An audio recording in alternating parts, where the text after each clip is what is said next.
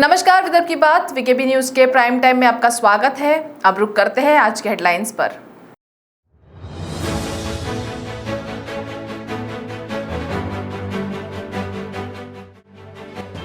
नागपुर के अजनी परिसर में 2 लोगों पर जानलेवा हमला करने के आरोप में 5 संदिग्ध आरोपी गिरफ्तार।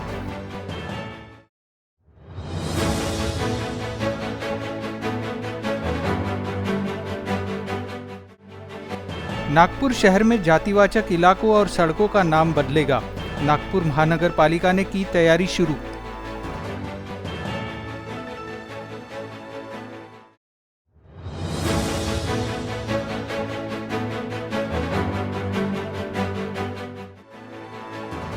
और विदर्भ राज्य की मांग के लिए विदर्भवादियों का मुंडन आंदोलन।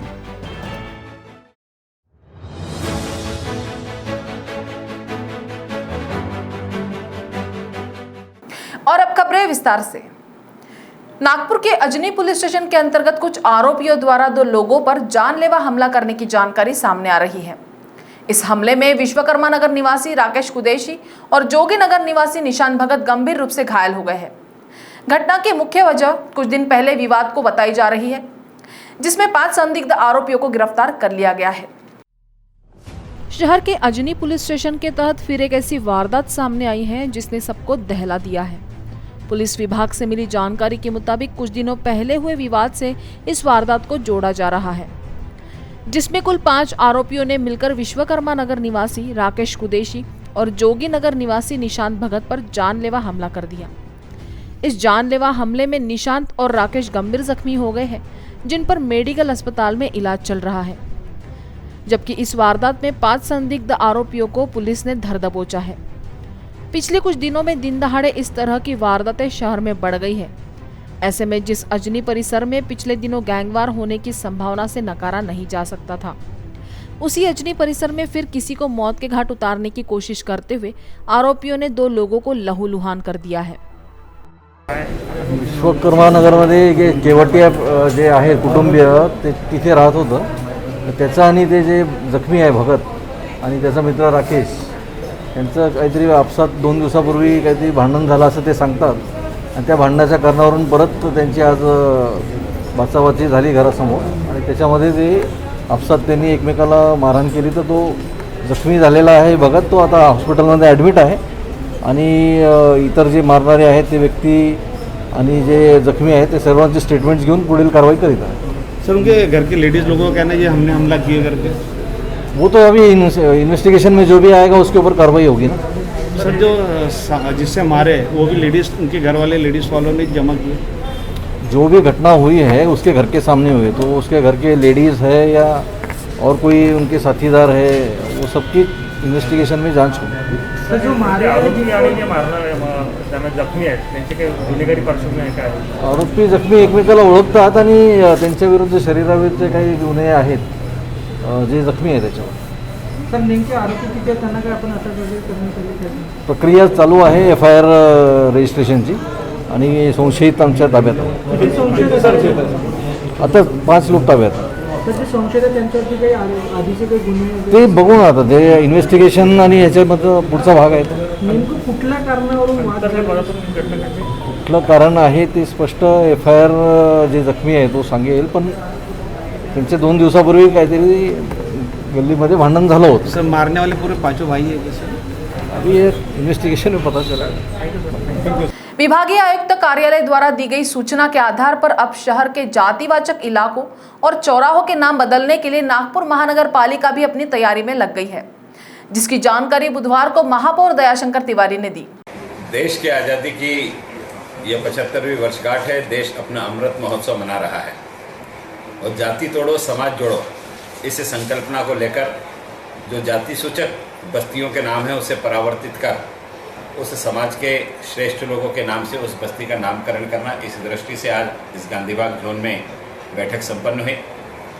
यह एक संयोग है कि जाति सूचक नाम नहीं होना चाहिए, इसलिए सभागृह में हमने सबसे पहले चांभार नाले का नाम बदल करके नॉर्थ कैनल किया था। व्यक्तिगत तौर पर 1997 में मैं चुनाव जीत कर आया था तो तेलंगीपुरा को मैंने कन्नमवार नगर किया था। इस दृष्टि से हम यह काम पहले संक्षिप्त में करते थे। अभी विभागीय आयुक्त महोदया का एक पत्र आया कि सभी बस्तियों के नामों का हमने परावर्तन करना चाहिए। इसलिए जोन के सभी नगर सेवकों की एक बैठक संपन्न हुई। उस बैठक में हिंदू समाज, मुस्लिम समाज, दोनों बिरादरी के साथियों ने मिलकर के अलग अलग दृष्टि से अलग अलग नामों को यहाँ सूचित किया है, जिसमें बहुतांश समाज के संत है, वीर शहीद है, जिनके नाम से बस्तियों का नामकरण किया जा रहा है, जिसकी प्रेरणा समाज को मिलेगी ऐसी अपेक्षा है। और जब जाति सूचक नाम नहीं होंगे तो कहीं ना कहीं व्यक्ति भी उस दायरे से बाहर निकल करके विचार करेगा, ऐसी हम संकल्पना रखते हैं। माननीय विभागीय आयुक्त की सूचना का पालन करते समय आज़ादी की 75वीं वर्षगांठ है, यह महत्वपूर्ण है और देश की एकता अखंडता को अक्षुण्ण रखने में भले ही छोटा सा सही, लेकिन महानगर पालिका का यह प्रयास है। नागपुर में बुधवार को पृथक विदर्भ राज्य की मांग को लेकर विदर्भवादी नेताओं ने मुंडन आंदोलन कर विदर्भ राज्य की मांग की। वहीं इस दौरान केंद्र और राज्य सरकार को श्रद्धांजलि दी गई। 1, 2, 3, 4, 5, 6, 7, 8 तरुणांनी आणि आमचे विजय भाऊ महोदयकर तर सर्वात तरुण आहेत, त्यांनी सुद्धा आलेले आहेत। तुम्ही विजय भाऊ महोदयकर अरे कशाला पीठ देऊन झाले, कोणासाठी पीठ देऊन झाले शेंडीला? आता विदर्भ होईल तोपर्यंत मी कटिंग पुन्हा करणार नाही। काय म्हटलं तुम्ही? जोपर्यंत विदर्भ होणार नाही तोपर्यंत मी पुन्हा कटिंग करणार नाही। विदर्भ होणार नाही तेव्हापर्यंत विजय भाऊ कटिंग करणार। 9 अगस्त क्रांति दिन अवसर पर पृथक विदर्भ राज्य की मांग के लिए विदर्भवादी नेताओं ने ठिया आंदोलन पुकारा था। उसी कड़ी में विदर्भवादी नेताओं ने बुधवार को मुंडन कर केंद्र की मोदी सरकार और राज्य की महाविकास आघाड़ी सरकार को भावपूर्ण श्रद्धांजलि देकर अपना निषेध व्यक्त किया। ज्ञात हो कि अलग विदर्भ की राज्य की मांग विदर्भवादी नेता वर्षों से करते आ रहे हैं, लेकिन अब तक विदर्भ राज्य का गठन नहीं हो पाया। ऐसे में जब चुनाव आते हैं तब विदर्भ राज्य का नारा केवल चुनाव तक एक शगुफा होता है। उसके बाद नेता विदर्भ राज्य की मांग को भूल जाते हैं। इसी का तीव्र विरोध दर्शाते हुए विदर्भवादी नेताओं ने अनिश्चितकालीन ठिया आंदोलन पुकारा है, जिसमें मंगलवार को अपनी गिरफ्तारी देने के बाद बुधवार को विदर्भ राज्य की मांग के लिए विदर्भ के युवाओं ने मुंडन आंदोलन किया। मी सुदाम रामराव राठोड, विदर्भ राज्य युवा आघाडी जिल्हाध्यक्ष चंद्रपूर। आज आम्ही 11 तारखेला केंद्र सरकार आणि महाराष्ट्र सरकारच्या निषेधार्थ आज आम्ही मुंडन आंदोलन केलेलं आहे। कारण आम्ही 9 ऑगस्ट पासून बेमुदत ठिय्या आंदोलन विदर्भ राज्य आंदोलन समितीच्या माध्यमातून आम्ही केलं होतं। काल 10 तारखेला आम्ही महाराष्ट्र सरकारने दडपशाही करून आम्हाला अटक करण्यात आली, त्याच्यानंतर सोडण्यात आलं। त्याच्यामुळे आम्ही सर्व या चंडिका माता मंदिराच्या दरबारामध्ये येऊन आम्ही मातेला साकडे घातलेलं आहे की जिथपर्यंत विदर्भ राज्य स्वतंत्र होणार नाही तिथपर्यंत आम्ही विदर्भातील तमाम जनता आम्ही गप्प बसणार नाही। वेगळा विदर्भ जर झालं तर इथे सर्व बेरोजगार तरुणांना रोजगाराची संधी उपलब्ध होईल, सिंचनाचे नव्या एक क्रांती घडेल। त्याच्यानंतर सर्व आमच्याकडे विदर्भामध्ये वनसंपदा आहे, जलसंपदा आहे, खनिज संपदा आहे। हे सर्व बाबी आमच्याकडे सक्षम असून सुद्धा आम्हाला विदर्भ राज्यापासून वंचित ठेवत काहून आहे? त्याच्यामुळे मोदी सरकारने आमची मागणी पूर्ण करून आमचे हक्काचे विदर्भ राज्य दिलं पाहिजे। त्याच्यासाठी आम्ही आज मुंडन आंदोलन केलेलं आहे। मुंबई अंतर्राष्ट्रीय एयरपोर्ट पर 10 करोड़ की कोकीन जब्त करने का मामला सामने आया। एनसीबी को खुफिया जानकारी मिली थी, जिसके बाद ट्रैप लगाकर कार्रवाई की गई। कोकीन की कीमत अंतर्राष्ट्रीय मार्केट में 10 करोड़ बताई जा रही है। इस कार्रवाई में दक्षिण अफ्रीका के मोजाम्बिक देश का नागरिक, जिसका नाम फूमो एमानुएल बताया जा रहा है, उसने अधिकारियों को चकमा देने के लिए 70 कैप्सूल निगल लिए थे, जबकि इसके पकड़े जाने पर उसने ये जानकारी एनसीबी को दी और मुंबई के जेजे अस्पताल के डॉक्टरों की मदद लेकर उसके पेट से ये ड्रग्स से भरे कैप्सूल निकाले गए। इस कार्रवाई से एक अंतर्राष्ट्रीय गैंग का पर्दाफाश होने की संभावनाएं हैं, जिसकी छानबीन नारकोटिक्स कंट्रोल ब्यूरो कर रहा है। और सर बताइए कि एनसीबी ने एयरपोर्ट से एक विदेशी को पकड़ा है जिसने कि पेट में ड्रग्स के कैप्सूल निकल लिए थे, और कितनी मात्रा में किस तरह से ऑपरेशन हुआ, कहाँ से ला रहा था, पूरी जानकारी दें। देखिए, कल रात एनसीबी मुंबई ने एक ऑपरेशन किया है मुंबई एयरपोर्ट पे। एक विदेशी नागरिक को इंटरसेप्ट किया है। शक है कि बड़ी मात्रा में कैरी कर रहा है अपने इंटेस्टाइन में। अभी भी चालू है उसकी जो इंजेक्शन प्रोसीजर, पर्जिंग प्रोसीजर है वो चल रही है अभी भी। कहाँ से आ रहा था, किस तरह की इन्फो थी? और कतार एयरवेज से बंदा आया था कल, जिसे मॉर्निंग में इंटरसेप्ट किया गया। क्या उसकी मोडस क्या थी? देखिए अभी तक चल रहा है, हमारा काम भी चल रहा है। एक बार पूरा प्रोसीजर होने के बाद में या फिर कार्य होने के बाद में आपको बताएंगे। ये पता चला कि उसने कैप्सूल जो है पेट में निकल लिए थे, थ्रू ओरल वे से उसने निकला है, बड़ी मात्रा में कैप्सूल निकला हुआ है। NDPS कॉन्ट्राबैंड है, सस्पेक्ट किया जा रहा है इस चीज़ की। एक बार प्रॉपरली सब कार्रवाई होने के बाद में बताएंगे आपको। इसी करियर है या फिर कहाँ देना था, कहाँ से ला? नहीं, मुंबई के लिए आ रहा था। मुंबई कंजम्पशन सेंटर था, मुंबई डिमांड सेंटर है। विदेश से आ रहा है और दोनों की जानकारी चालू है, भेजने वाली की और रिसीवर की भी। ये मोडस तो पहले भी अपनाते रहे हैं, लेकिन इतनी बड़ी मात्रा में क्या पहले कभी हुआ है? देखिए क्या है कि कोरोना काल में काफ़ी फ़्लाइट्स कम होने के कारण जो डिमांड लेवल मेंटेन करने के लिए डेस्परेशन मूव, मैं कहूँगा कि वो डेस्परेशन मूव था, इसके लिए इतनी बड़ी क्वांटिटी में लेके आए गए ये लोग। सरकार ने कोरोना के कम होते केसेस के मद्देनजर राज्य में 17 अगस्त से स्कूल खोलने का निर्णय लिया है। इस फैसले से छात्रों सहित पालकों ने भी राहत की सांस ली है। वहीं दूसरी ओर कोर्ट ने 11वीं प्रवेश के लिए ली जाने वाली CET को रद्द करने का फैसला सुनाया है। अब केंद्रीय प्रवेश पद्धति के तहत मेरिट के आधार पर ही 11वीं में प्रवेश दिए जाएंगे। सरकार ने पहले ही ग्राम पंचायत स्तर पर 8 से 12वीं तक स्कूल खोलने की मंजूरी दी है, लेकिन ये निर्णय केवल नॉन कोविड ग्राम पंचायतों के लिए ही लागू था। अब सरकार ने ग्रामीण भागों में 5वीं से 7वीं और शहरी इलाकों में 8वीं से 12वीं तक स्कूल, जूनियर कॉलेज खोलने की मंजूरी दे दी है। इसके साथ ही सरकार ने कोरोना के तमाम नियमों का भी पालन करने की हिदायत दी है। जिला अधिकारियों को सुनिश्चित करना है कि शिक्षकों का टीकाकरण हुआ है या नहीं। साथ ही बैठक व्यवस्था को सोशल डिस्टेंसिंग के तहत बनाए रखने को कहा गया है। वहीं दूसरी ओर मंगलवार को ही हाई कोर्ट ने 11वीं की CET को रद्द करने का फैसला देते हुए छात्र व पालकों का टेंशन दूर कर दिया है। पालकों का कहना है कि सरकार और कोर्ट दोनों का ही निर्णय स्वागत योग्य है। 1.5 वर्ष से अधिक समय हो गया है छात्र घर में बैठकर ही ऑनलाइन पढ़ाई कर रहे हैं। इससे छात्रों की मानसिक स्थिति पर विपरीत परिणाम होने लगा था, लेकिन अब नई ऊर्जा के साथ ही स्कूल जा सकेंगे।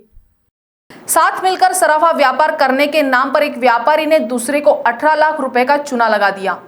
पुलिस ने बाबुलबन अंबेडकर चौक निवासी प्रवीण गौतम कोठारी की शिकायत पर मामला दर्ज किया है।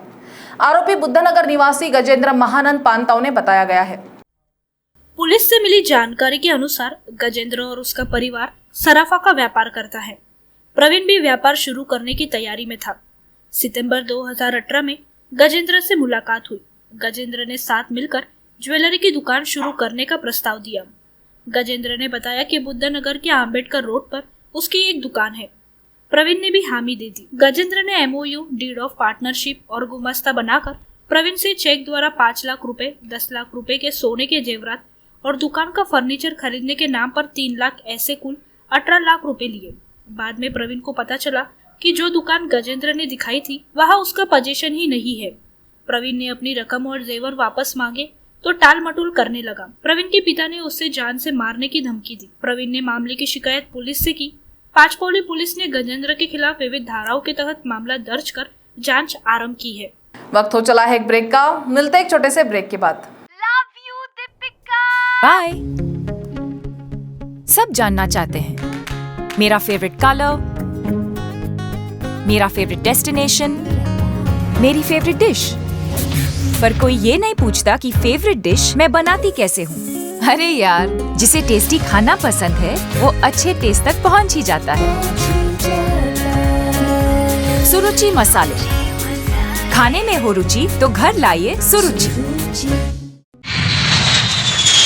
अपने सपनों की उड़ान भरने की इच्छा तो हर किसी की होती है, पर पंख भी तो मजबूत होने चाहिए, जो देता है flywheel aviation academy. Flywheel aviation academy एक ऐसा इंस्टीट्यूट है जहां पर एयरलाइंस एंड एयरपोर्ट हॉस्पिटैलिटी और टूरिज्म मैनेजमेंट, साथ ही यहां campus interview, guidance by industry expert, practical training at airport, expert faculty, personal grooming जैसे कई सारे बेनिफिट्स आप पा सकते हैं। Flywheel aviation academy, 1 degree, 3 job opportunities. Flywheel Aviation Academy gives you a degree or diploma with a job. Flywheel Aviation Academy, 365 Gandhinagar, LAD College Square, beside Karnataka bank, Nagpur. तो break के बाद आपका स्वागत है। युवती को लेकर हुए विवाद में एक युवक ने दूसरे को चाकू मारकर जख्मी कर दिया।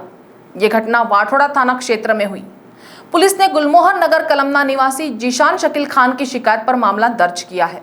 पुलिस ने बताया कि आरोपी गुलशन नगर खरबी निवासी साजिद खान बताया गया। पुलिस के अनुसार जीशान के गुलशन नगर में रहने वाली युवती के साथ प्रेम संबंध है। दोनों परिवार की रजामंदी से विवाह भी करने वाले हैं। साजिद भी उसी व्यक्ति से प्रेम करता है और शादी करना चाहता है। जीशान अपनी होने वाली पत्नी से मिलने गुलशन नगर गया था। साजिद को जीशान और युवती के संबंध की जानकारी थी।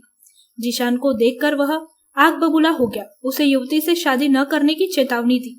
दोनों के बीच बहस हो गई। इसी दौरान साजिद ने चाकू से जीशान की कमर पर वार कर दिया। अपने ऑटो से एक डंडा निकाल लिया, हाथ और पैर पर वार कर बुरी तरह जख्मी कर दिया। साजिद के सिर पर खून सवार था। उसने युवती के घर के कंपाउंड में भी जमकर तोड़फोड़ की और फरार हो गया। घटना की जानकारी पुलिस को दी गई। पीएसआई सहारे अपनी टीम के साथ मौके पर पहुंचे।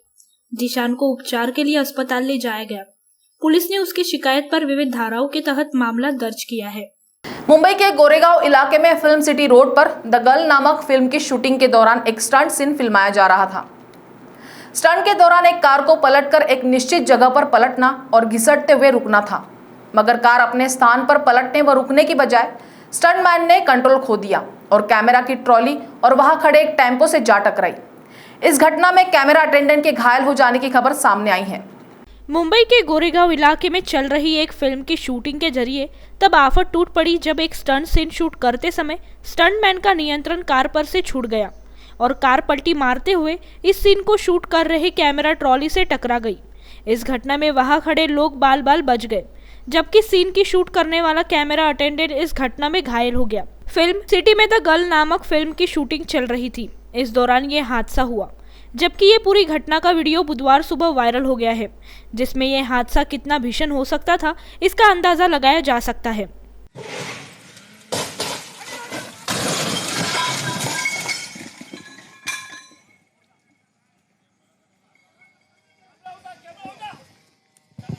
विभागीय आयुक्त प्राजक्ता लवंगारे वर्मा ने नागरिकों से अपील की है कि वे जरूरतमंदों के लिए अंगदान के दूत बने।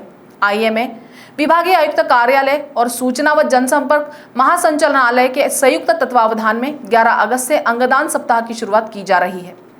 इस संदर्भ में विभागीय आयुक्त प्राजक्ता लवंगारे वर्मा ने बताया कि 11 अगस्त को आईएमए सभागृह में शाम 4 बजे कार्यक्रम का उद्घाटन होगा। डॉक्टर विभावरी दानी जोनल ट्रांसप्लांट कोऑर्डिनेशन सेंटर के संदर्भ में 12 अगस्त को डॉक्टर प्रकाश खेतान किडनी दान पर, 13 अगस्त को डॉक्टर निखिलेश वैरागड़े, डॉक्टर समीर जहांगीरदार आंख व त्वचा दान पर और 14 अगस्त को डॉक्टर राहुल सक्सेना किडनी दान के संदर्भ में मार्गदर्शन करेंगे। डॉक्टर देवतले ने बताया कि अन्य देशों की तुलना में भारत में अंगदान की संख्या बेहद कम है। एक ब्रेन डेड मरीज से 8 से 10 लोगों को जीवनदान मिल सकता है, इसलिए अंगदान सप्ताह में जन जागृति की जाएगी। डॉक्टर दानी ने कहा कि रोड एक्सीडेंट से ब्रेन डेड मरीज को कृत्रिम सांस पर रखा जाता है। ऐसे घायल का हृदय 48 घंटे तक काम करता है। उन्होंने ऐसे मरीज का अंगदान करने के लिए आगे आने की अपील की है। उन्होंने कहा कि अंगदान के लिए जनजागृती बेहद जरूरी है। 13 ऑगस्टला ऑर्गन डोनेशन डे म्हणून आपण जेव्हा साजरा करतो तेव्हा ह्याचा हेतू असा आहे की जास्तीत जास्त लोकांपर्यंत ह्याबद्दलची माहिती जावी। आयएमएच्या माध्यमातून आपण 13 ऑगस्टपासून विविध उपक्रम आठवडाभरासाठी आपण आयोजित केलेले आहेत। नागपूरने आता चांगलं मेडिकल हब म्हणून एक नाव कमवलेलं आहे। त्याच्यामध्ये एक मॅच्युरिटी आलेली आहे आपल्या या सर्व वैद्यकीय संस्थांमध्ये।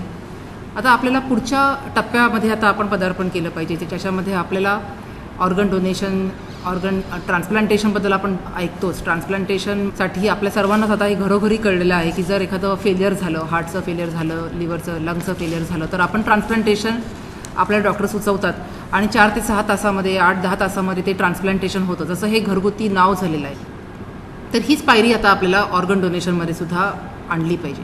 म्हणजे हे ह्याच्याबद्दलचे जे विचार आहेत समाजामध्ये किंवा घरामध्ये गैरसमज असतील त्या बाबतीमधलं किंवा प्रोसिजर किंवा प्रोसेस म्हणजे हे कसं करायचं ह्याच्याबद्दलची माहिती नसते बऱ्याचदा। याबद्दलची सगळी माहिती ह्या 7 दिवसामध्ये लोकांना मिळावी, ही जी सूक्ष्म माहिती आहे ही लोकांपर्यंत जायला पाहिजे। अवयदान सर्वात श्रेष्ठ दान। एक व्यक्ती जेव्हा ब्रेन डेथ होतो तर तो कमीत कमी 8 लोकांना जीवनदान देऊन जाऊ शकतो, 2 लोकांना दृष्टी देऊन जाऊ शकतो आणि बऱ्याचशा लोकांना स्किन, म्हणजे जवळपास एक 10 ते 12 लोकांना तो मृत्यूपश्चात आपले अवयव दान करून जीवनदान किंवा नेत्रदान करू शकतो. तर IMA डिव्हिजनल कमिशनर ऑफिस आणि ZTCC मार्फत आम्ही याला पुन्हा रिवाईव्ह म्हणजे पुन्हा ऑर्गन डोनेशन नागपूरमध्ये चालू व्हावे या दृष्टीने आम्ही प्रयत्न करतो आहे. अवयवदान अजूनही कन्सेप्ट फारशी रुजलेली नाही, ती रुजली पाहिजे. त्यासाठी फक्त सरकार या फ्रंटवर काम करून चालणार नाही, समाज, माध्यम आणि प्रबोधन अशा वेगवेगळ्या फ्रंटवर काम झालं पाहिजे. तर ह्या दोन्ही गोष्टींना, ह्या तांत्रिक प्रशासकीय प्रगतीला जर जाणीवांची जोड मिळाली तर अधिक चांगलं काम होऊ शकेल. त्यासाठी ऑर्गन डोनेशनच्या दृष्टिकोनातून आपला सगळ्यांचा सहयोग, सहकार्य जर चांगलं लाभलं तर हा आपला सप्ताह जो काय आहे जाणीवांच्या पातळीवर जास्त यशस्वी करू शकतो असं मला वाटतं. मंगलवार की शाम को शासकीय वैद्यकीय महाविद्यालय व अस्पताल के अस्थि रोग विभाग के ऑपरेशन थिएटर में उस वक्त तनावपूर्ण स्थिति निर्माण हो गई जब एक निजी सर्जिकल सप्लायर ने ड्यूटी पर तैनात ब्रदर को तमाचा जड़ दिया. बात केवल तमाचा जड़ने तक ही सीमित नहीं रही बल्कि हाथापाई भी हो गई. मामले की जानकारी मिलते ही सभी नर्सें अधिष्ठाता कार्यालय में जमा होकर नारेबाजी करने लगी. संबंधित व्यक्ति के खिलाफ अजनी पुलिस थाने में मामला दर्ज किया गया है. परिचारिका संगठन के सचिव शहजाद बाबा खान ने बताया कि मेडिकल के औरतों की ओटी में ब्रदर कमलेश ताजने और नितिन बेलखोड़े ड्यूटी पर तैनात थे. इस दौरान एक सर्जिकल सप्लायर कंपनी का कर्मचारी सलमान पठान वहां आया, लेकिन वह पूछताछ किए बिना ही सीधे ओटी में चला गया. इस पर ब्रदर ताजने ने उसे रोका. इस पर सलमान ने ताजने के साथ गाली गलौज की. जब बहस होने लगी तो सलमान ने तमाचा जड़ने के साथ ही हाथापाई भी शुरू कर दी. घटना की जानकारी मिलते ही सभी नर्सें अधिष्ठाता कार्यालयों के सामने एकत्रित होकर नारेबाजी करने लगे. कुछ देर के लिए वार्ड में नर्सों ने काम बंद कर दिया. तुरंत घटना की जानकारी अधिष्ठाता को दी गई. साथ ही वैद्यकीय अधीक्षक डॉक्टर अविनाश गावंडे, उप अधीक्षक डॉक्टर कांचन वानखेड़े भी पहुंच गए. काफी देर तक चले तनाव के बाद अधिकारियों सहित संगठन पदाधिकारियों ने अजनी पुलिस में सलमान पठान के खिलाफ मामला दर्ज कराया. ठेकेदार का बिल मंजूर करने के लिए 75,000 रुपए की रिश्वत लेने वाले जिला परिषद के जल संधारण विभाग के अभियंता को अमरावती एंटी करप्शन ब्यूरो ने रंगे हाथ गिरफ्तार किया है. पकड़ा गया आरोपी अधिकारी उदयनगर मानेवाड़ा रोड निवासी रमेश कुमार हीरालाल गुप्ता बताया गया. सरकारी सिविल कॉन्ट्रैक्टर की शिकायत पर मामला दर्ज किया गया है. बताया जाता है कि ठेकेदार को रामटेक तहसील के सालई परिसर में सीमेंट नाला बनाने का ठेका 20 लाख रुपए में मिला था. काम पूरा होने के बाद ठेकेदार ने बिल मंजूर करवाने के लिए गुप्ता से संपर्क किया. गुप्ता ने निविदा में GST की रकम छोड़कर 2% कमीशन के तौर पर 40,000 रुपये, बिल बढ़ाकर देने के लिए 25,000 रुपये और ग्रांट बढ़ाकर लाने के लिए 15,000 रुपये, ऐसे कुल 75,000 रुपये की मांग की. ठेकेदार ने गुप्ता के खिलाफ नागपुर ACB से शिकायत की, लेकिन कोई कार्रवाई नहीं हुई. इसलिए उन्होंने ACB के DG रजनीश सेठ से प्रकरण की शिकायत की. उन्होंने अमरावती रेंज के SP विशाल गायकवाड़ को कार्रवाई के आदेश दिए. गायकवाड़ के मार्गदर्शन में एडिशनल SP अरुण सावंत ने प्रकरण की जांच शुरू की. वेरिफिकेशन में ठेकेदार द्वारा की गई शिकायत सही साबित हुई. मंगलवार को गुप्ता ने ठेकेदार को रकम लेकर उदयनगर स्थित अपने घर पर बुलाया. जैसे ही गुप्ता ने 75,000 रुपये हाथ में लिए, ट्रैप लगाकर बैठी ACB की टीम ने रंगे हाथ गिरफ्तार कर लिया. गुप्ता के खिलाफ हुड़केश्वर थाने में भ्रष्टाचार प्रतिबंधक कानून के तहत मामला दर्ज किया गया. नागपुर में बुधवार 11 अगस्त को 18 मरीज कोरोना मुक्त हुए हैं. वहीं आज मौत का आंकड़ा 0 पर रहा, जो नागपुर वासियों के लिए राहत की बात है. वहीं आज 5,670 लोगों की कोरोना जांच की गई है, जिसमें 5 लोग पॉजिटिव पाए गए हैं. तो प्राइम टाइम न्यूज में आज इतना ही. आपसे कल फिर मुलाकात होगी. तब तक बने रहिए VKB न्यूज के साथ. नमस्कार.